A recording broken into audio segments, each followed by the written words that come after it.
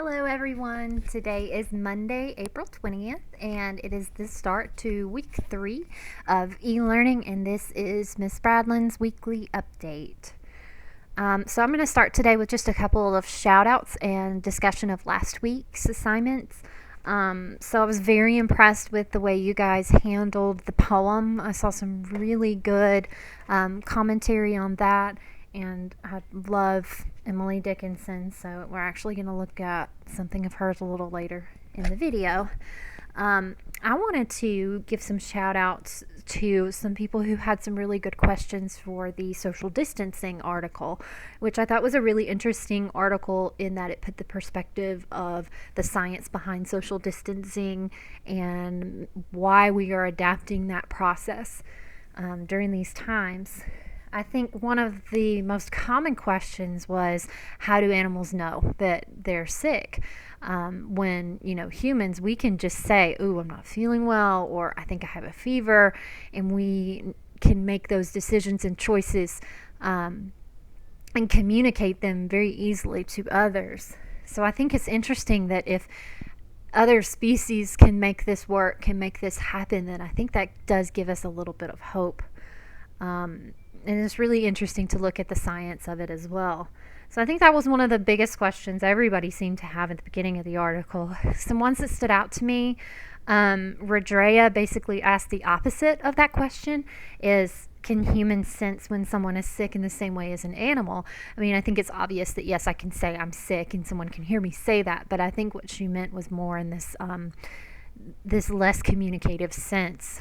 It makes me think about how I can look at the behavior of my kids and kind of know when they're not feeling well, because I'm really close to them, but sometimes I don't notice it with you guys or with other people's kids. So maybe there is something there that I don't know enough about because I've not studied it enough. So I thought that was an interesting question. I also liked the question that I'm pretty sure it was Emma H. and Madison D. I think both asked this question or some form of it. But if we're supposed to be the superior species, then why are we having a hard time with social distancing when it's natural for animals? Why does it seem to be easier for them than it is for us? And I think that's more of a loaded question there, because it's really controversial, or maybe not controversial, but it kind of points fingers at the way we're handling this, and giving humans choice, giving humans the ability to say, no, I'm not going to do that. I think makes us a little different. The fact that we can have opinions about certain things, and it's the psychology behind following orders that we tend to rebel sometimes. I mean, are there animals who rebel social distancing? I think that's really also a good topic to bring up. Why are some people so against following the rules versus why are other people so strongly for it? I think is a conversation that is happening right now. So I think that's really interesting. So I was very impressed with your ability to kind of pull some really good commentary out of that seemingly simple article.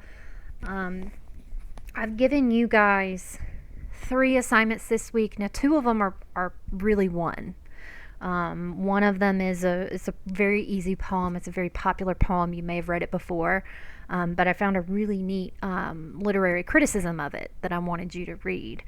So you'll need to read the poem, The Road Not Taken, and it's on Actively Learn. And then there is an article about it that has some questions as well that I thought was really interesting and is not always brought up in the high school classroom. So I was glad to find that, and I'm excited to see what y'all have to say about that poem and about that criticism of that poem.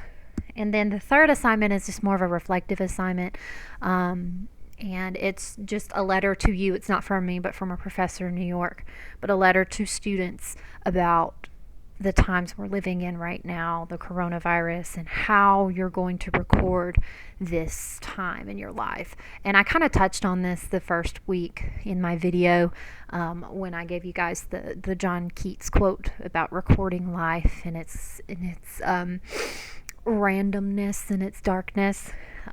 So it's sort of like that, but I'm really looking forward to seeing what you guys have to say about the last question, which is really more of a reflective writing assignment for you.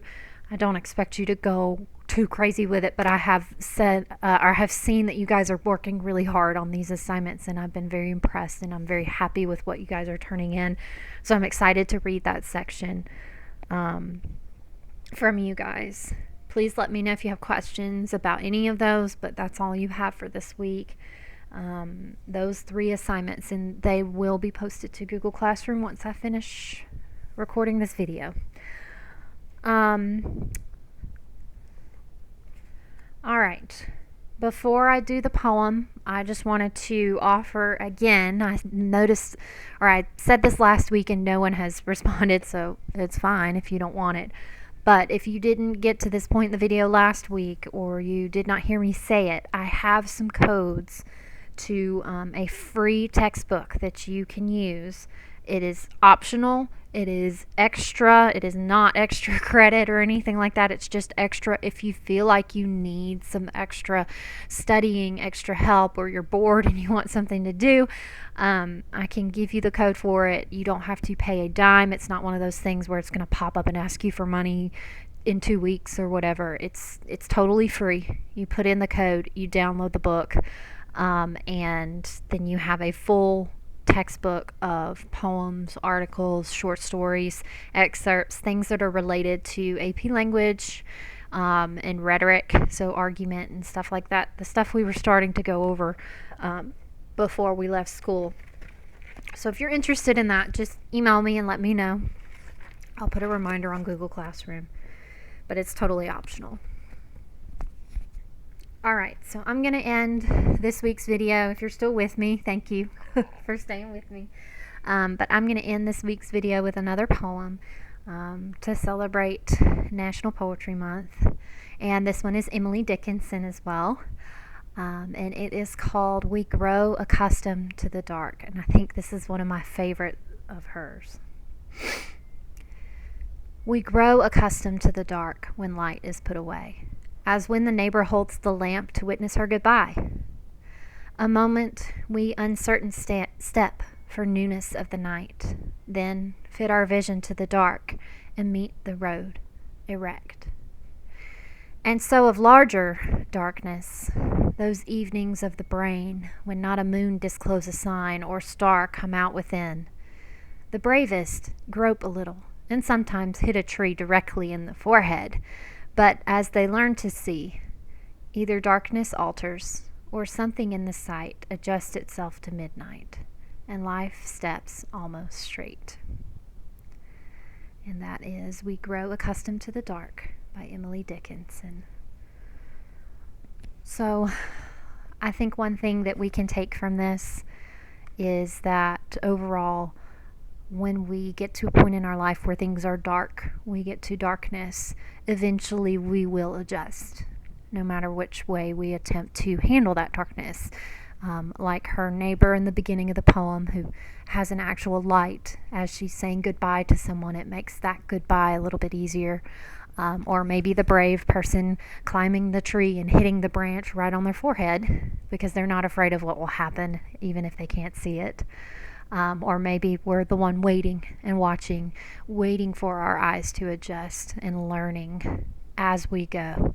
I think all of us approach darkness in one of those 3 or all 3, combination of the 3 ways. But I think what she really wants us to see from this is that, yes, things happen. Yes, there is darkness, but eventually we will adjust to it. It's just like if I know I've spent many nights laying in bed and not been able to go to sleep and all the lights are off, but eventually at some point I can start to see a little bit better if I'm not going to sleep. The same happens in life. Eventually your eyes will adjust, your life will adjust, things will go back to some sort of normal. And I think this is very relevant in this time. I think we are adjusting to this darkness, or whatever you want to call this change in our lives.